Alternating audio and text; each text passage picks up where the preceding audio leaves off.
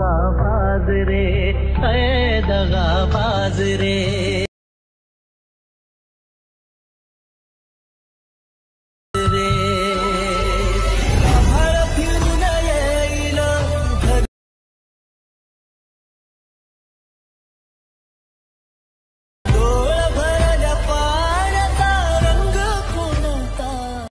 जय शिवराय मित्रांनो। तर मित्रांनो, जो व्हिडिओ तुम्ही आता डेमोमध्ये बघितला त्या प्रकारचा व्हिडिओ एडिट करण्यासाठी आपल्याला लाईट मोशनची गरज पडणार आहे। तर मित्रांनो, सगळ्यात अगोदर जो काही प्रोजेक्ट मी तुम्हाला प्रोव्हाइड केला आहे त्याला तुम्हाला ओपन करायचं आहे।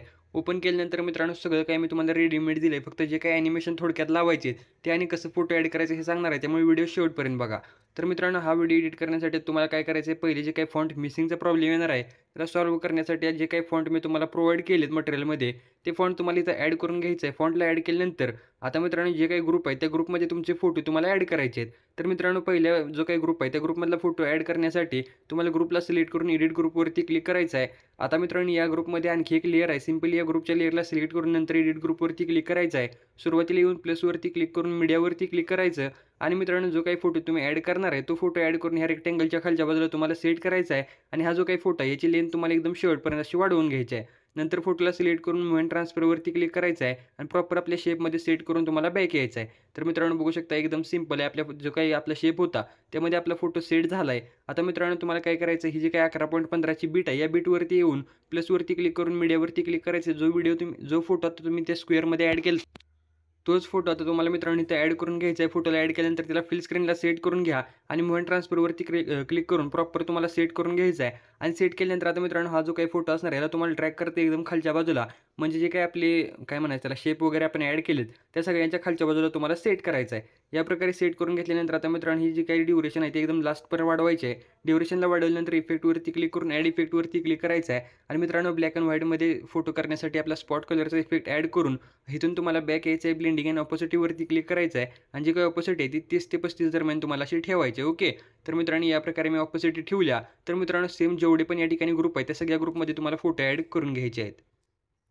तर मित्रांनो, तुम्हाला सांगितल्या प्रकारे मी सगळे फोटो ॲड करून घेतलेत। आता मित्रांनो, हा जो काही शेवटचा फोटो आहे त्याच्यावरच एक मी तुम्हाला शेक इफेक्टची लेअर दिल्या। सिंपली त्या लेअरला तुम्हाला सिलेक्ट करून इफेक्टवरती क्लिक करायचं आहे। हा इफेक्ट तुम्हाला इथून कॉपी करायचा आहे। नंतर मित्रांनो, बॅक येऊन शेक इफेक्टची लेअर तुम्ही डिलीट करा आणि नंतर जो काही इफेक्ट कॉपी केला आहे तो आपल्या फोटोला शेवटच्या इथे पेस्ट करायचा आहे। तर मित्रांनो, बघू शकता या प्रकारचा इफेक्ट असा झाला आहे। आता मित्रांनो, लास्टचा जो काही फोटो आहे त्या फोटोच्या सुरुवातीला येऊन इथे ब्लेंडिंग आणि ऑपोसिटीवरती क्लिक करायचं आहे।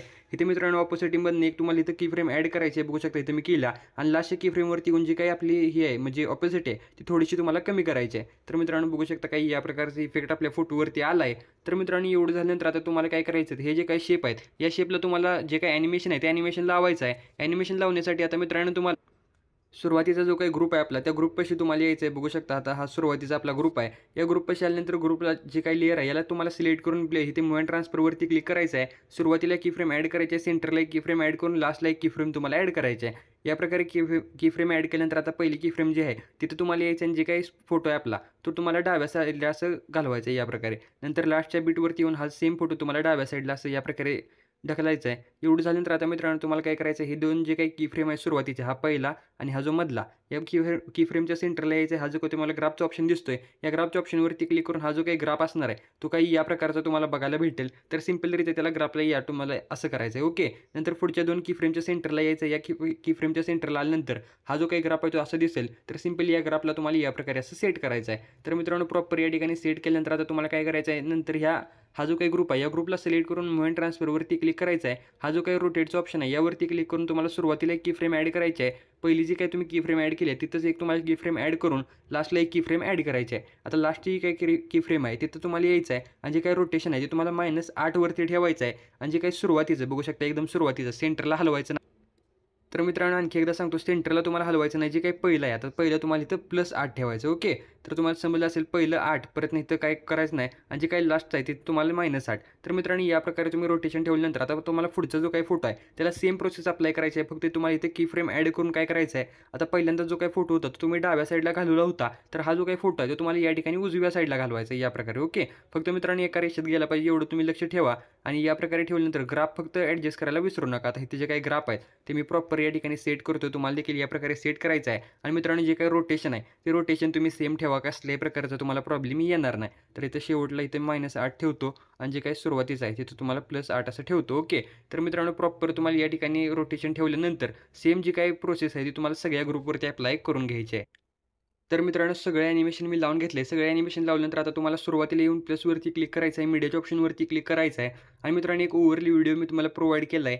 तो व्हिडिओ तुम्हाला इथे ॲड करून घ्यायचा आहे. थोडंसं इथे लेंथ राहत्या. आता मित्रांनो ह्या व्हिडिओला तुम्हाला सिलेक्ट करून हे जे काही टायमिंगचा ऑप्शन दिसतोय यावरती क्लिक करून तुम्हाला या ऑप्शनवरती क्लिक करून थोडंसं तुम्हाला वाढवून घ्यायचं आहे. नंतर त्या व्हिडिओला सिलेक्ट करून लेअर 3 डॉटवरती क्लिक करून फिल स्क्रीनला सेट करायचं आहे. ब्लेंडिंग अँड ऑपोसिटीवरती क्लिक करून लाईटनवरती क्लिक करायचं आणि त्याला स्क्रीनवरती सेट करून घ्यायचं आहे. आता जी काही ऑपोसिटी आहे ती ऑपोसिटी तुम्हाला या प्रकारे अशी कमी करून घ्या आणि ऑपोसिटीला कमी केल्यानंतर आता मित्रांनो तुम्हाला आपली जी काही मेन बीट आहे या मेन बीटवरती यायचं. तर मेन बीट आपली कुठे आहे बघू शकता. 11.15 ची जी काही बीट आहे ही आपली मेन बीट आहे. सिंपली या बीटवरती येऊन नंतर मीडियावरती तुम्हाला क्लिक करायचं आहे आणि जो काही इंक इफेक्टचा व्हिडिओ दिला आहे त्या व्हिडिओला तुम्हाला म्हणजे ॲड करायचा आहे. सिलेक्ट करून नंतर लाईटनवरती क्लिक करून त्याला स्क्रीनवरती सेट करायचं आहे.